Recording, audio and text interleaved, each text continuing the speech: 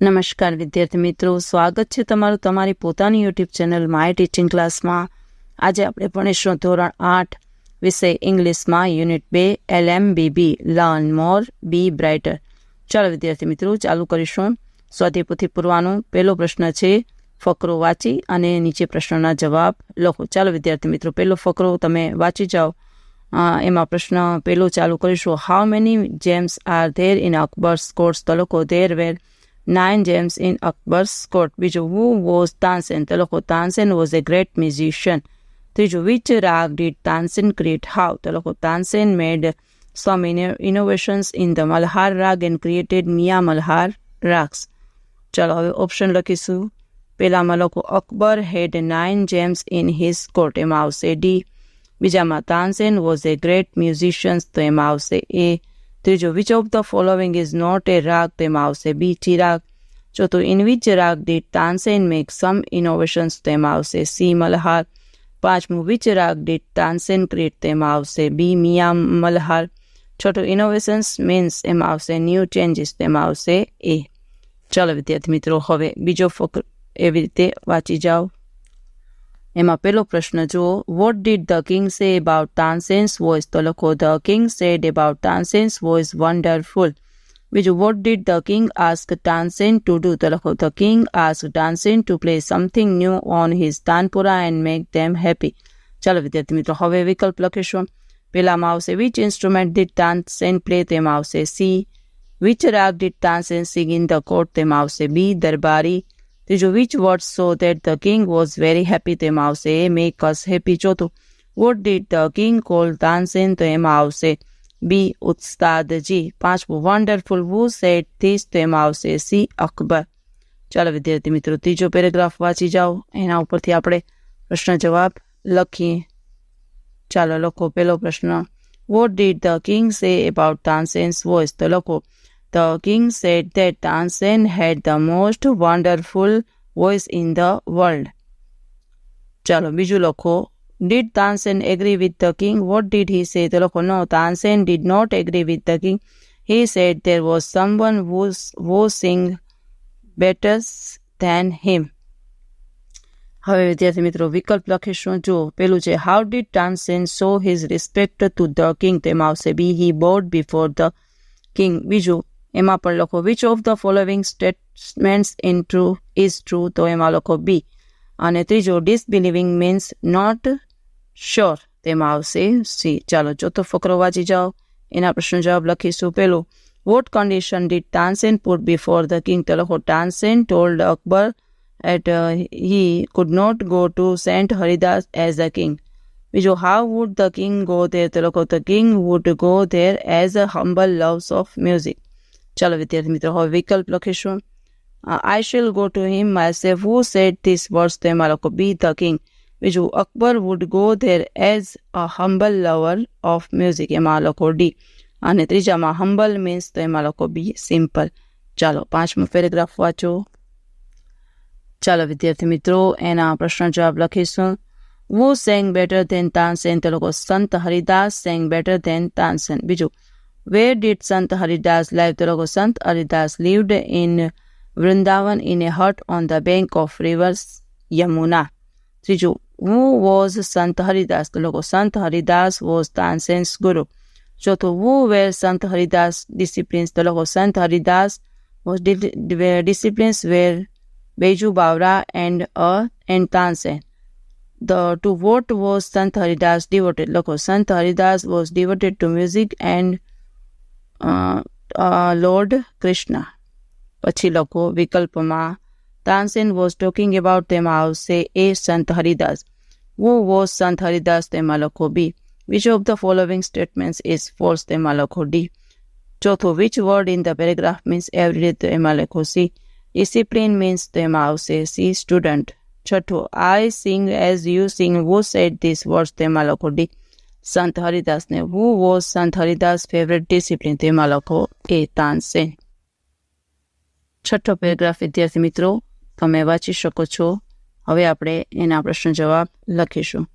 પેલો, how did Tansen get Sant Haridas to sing? તો લખો તાનસેન સોંગ રાગ દરબારી but he made some mistake. Again, this made Sant Haridas angry, so he sang Rag Darbari the right away.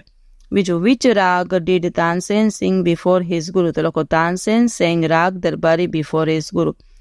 ત્રીજું, what trick and Tansen play? તો લખો Tansen made the same mistake again and again while singing Rag Darbari. ચોથું, who was angry? Why? તો લખો Sant Haridas was angry because Tansen made the some mistake again and again. હવે વિદ્યાર્થી મિત્રો વિકલ્પ લખીશું.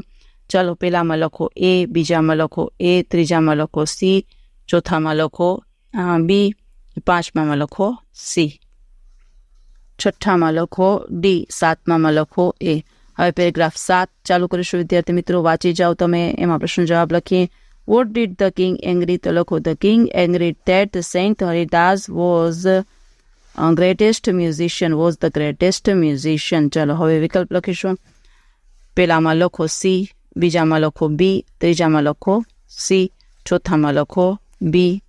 જો વિદ્યાર્થી મિત્રો જોઈ શકો છો તમે જવાબ.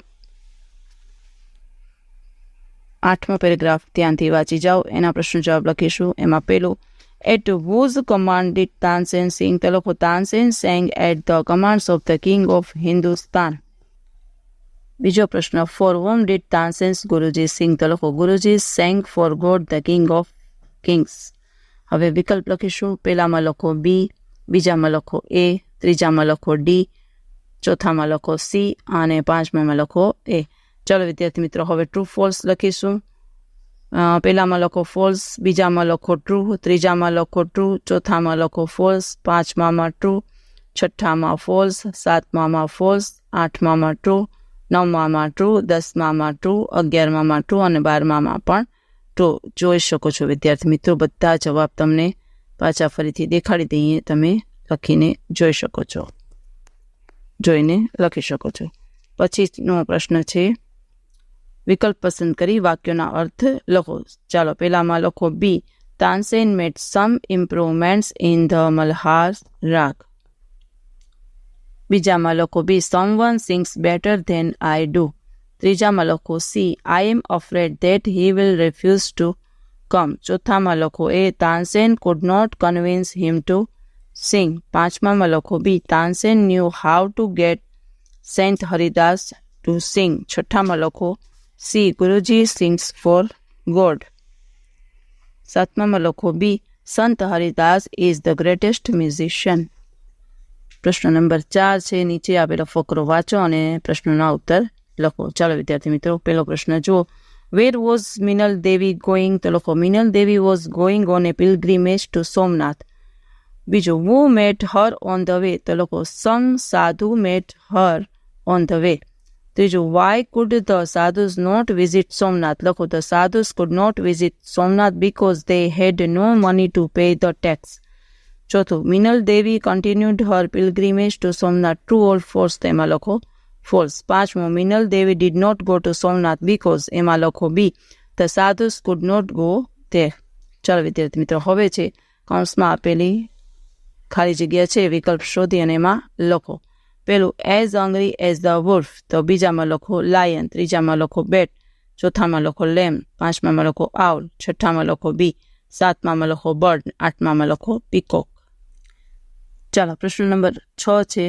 ગુજરાતના અમુક શહેરોના પ્રદૂષણનું સ્તર દર્શાવતા ગ્રાફનો અભ્યાસ કરીને નીચેના પ્રશ્નોના ઉત્તર આપણે લખવાના છે. જો અમદાવાદ, સુરત, વડોદરા, ભાવનગર અને રાજકોટ. ચાલો પહેલો પ્રશ્ન છે, Surat is the most polluted of all cities. True or false? તો કે false.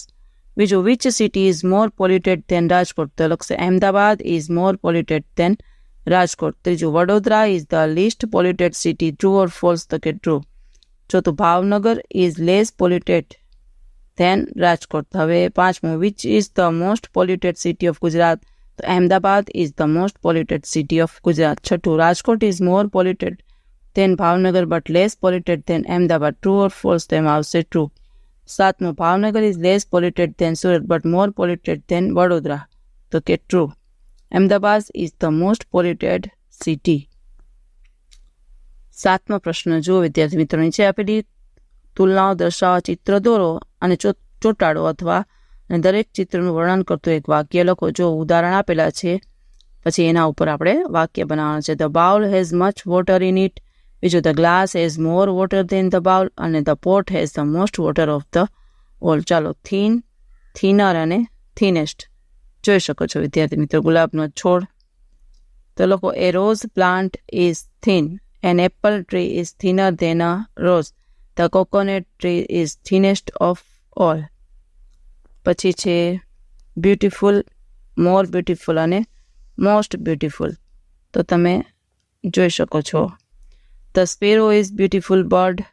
The swan is more beautiful than sparrow. The peacock is most beautiful bird sparrow. હવે છે કૂતરો, ઘોડો અને હાથી. આગળ લખીએ. A dog is big. A horse is bigger than a dog. An elephant is the biggest of all the animals. પછી છે ચીપ, ચીપર અને cheapest. Brinjal are cheap. Potato are cheaper than brinjal. Onions are the cheapest of all. ચાલો હવે આવશે long, longer અને longest. A bus is long. A plane is longer than a bus. The train is the longest of all. પછી છઠ્ઠું છે light, lighter અને લાઇટેસ્ટ. ચાલો તેમાં લખો a pen is light. A pencil is lighter than a pen. A feather is the lightest of the all the three. ચાલો વિદ્યાર્થી મિત્રો, આજના વિડીયો લેક્ચરમાં આટલું જ. જો તમને આ વિડીયો ગમ્યો હોય તો લાઇક કરશો, તમારા મિત્રો સાથે શેર કરશો અને મારી ચેનલને સબસ્ક્રાઈબ પણ કરશો. આવજો.